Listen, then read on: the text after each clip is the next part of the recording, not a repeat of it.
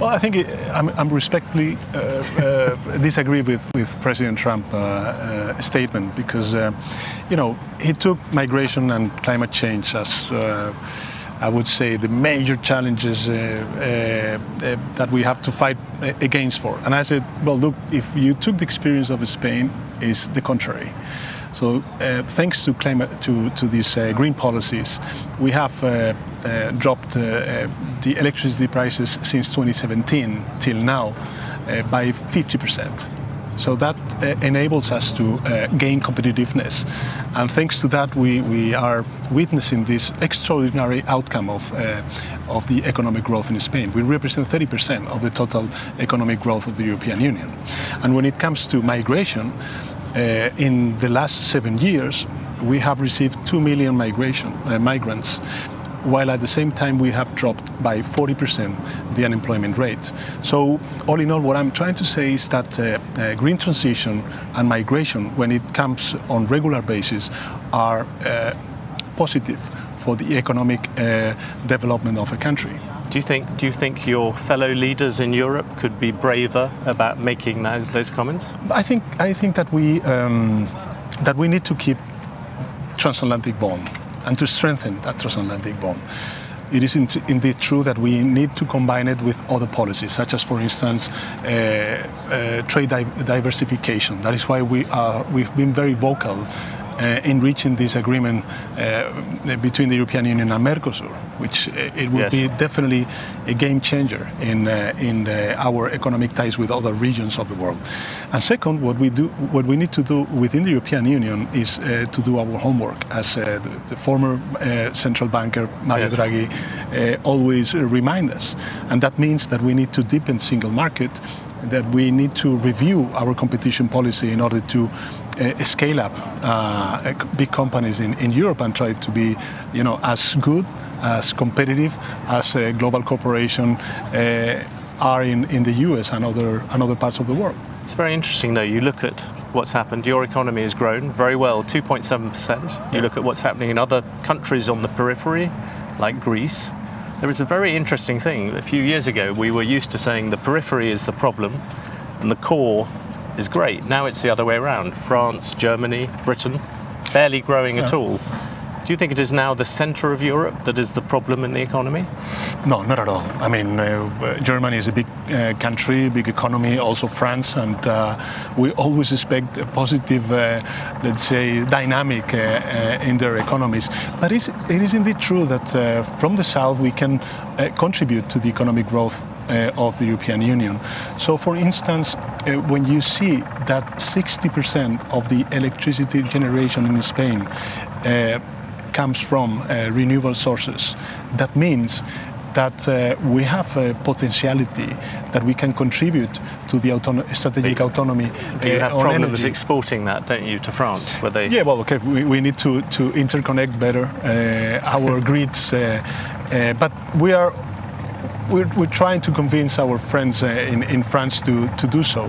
So all in all, what I'm trying to say is that if you see the economic figures of the Southern Europe, especially Spain, that represent, and I said before, 30% of the total economic outcome of the European Union, that means that we have achieved many reforms that were demanded by the European Commission over the last years.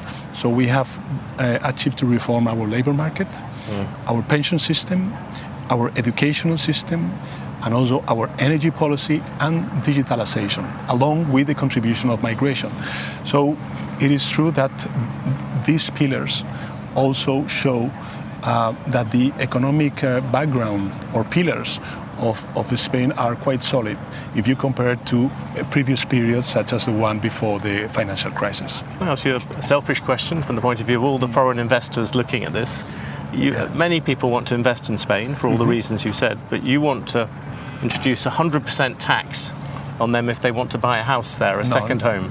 No, not at all, not at all. What we need to face is a real challenge that I think that across Europe and also in England, in the UK, you're suffering, especially the youth, but not only youth, which is the lack or the impossibility to access to a house, or to emancipate in the case of our youth.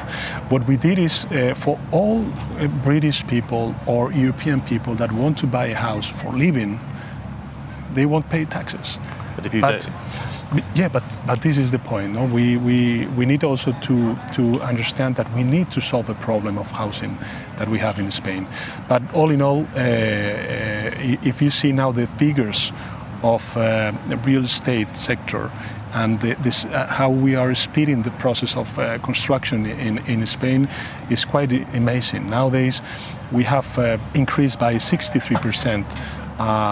Construction of, let's say, public housing, whilst the private sector has increased like 13% during the last year. Can I ask you a bit about the relationship between the economy and politics? The economy seems to be going very well for you. In politics, it's harder. Your party is behind the Partido Popular. You've also got Vox coming up, this much more right-wing outfit. And in the current polls, you would lose if at the election. What do you think the problem is? You've got a good economy, unlike most other European prime ministers, and yet you're still behind. Polls are polls. I mean, of course, you have to look into it. You have to see. What I am defending is that, unfortunately, we're seeing not only in Spain but across Europe a political collapse of the center-right traditional parties, which, by the way, it started after the financial crisis, with the failure of governments with all this rhetoric of austerity,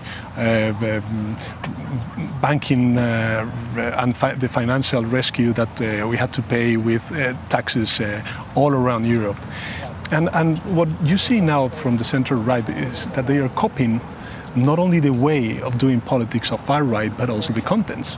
So you see now that they are like identifying migration with insecurity, which is a fake. It is not true.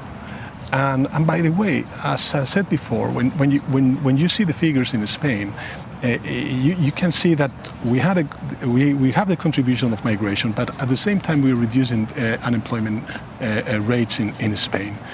And there are sectors such as construction, agro-industry, or social services, or tourism, which in Spain are quite important, where up to 20-30% of the total workers comes from different countries and not Spain. So what we need to do is to face that we need migration, but for that migration what we need to open is a path of regular migration. And this is what we are doing with many countries in Latin America, also with the US administration, with the previous administration. We reached a very interesting program in order to have this circular migration coming from the US and of course some countries in North Africa. But all in all, the contribution of migration to the economic growth in Spain is quite positive. It sounds as if you're bridling for that fight. So you will definitely lead the Socialists in 2027 into the election. Yeah, I will do it for sure. This is something that I have already spoken with my family and with my party, and if they allow me, I'm confident that we can repeat a majority and to keep the work ahead. No, but let me add, coming back to migration, that the dilemma that all Western societies we're facing is whether we open up and grow, or we close off and shrink. This is the real dilemma that we need to face. So the challenge that we have within the European societies is how do we integrate this migration. Do you think it's easier in Spain because you get a lot of people from Latin America where everyone speaks the same language? That's at least part of the argument why you might have been better. So when you listen to some center-right parties and the far right, they are saying, no, well, we need to expel all these migrants coming to our... Okay, so what we do with demographics? Because either you have family policies, yes, plus migration, but they don't propose anything in these two policies. No migrants and less welfare state, and therefore less family policies. And that means social services, wealth, healthcare, social security, and so on and so forth. So what I'm trying to say is that if we don't have this contribution of migration, what we will face in the coming years in Europe is that we have a stagnation. We won't have the capacity to grow, and therefore there will be more cuts in our welfare state. So this is something that we need to explain to our citizens, that if we articulate a positive migration policy, that would be for the good of the Europeans and the Western societies. So just to give you a figure, 94% of the total migrants that are living nowadays in Spain came from regular, let's say, systems, and they came on legal basis. So we're talking about only 6%. And this is the reality. So I think that we need to fight and to give a positive, let's say, message about the contribution of migration to our societies and to our prosperity.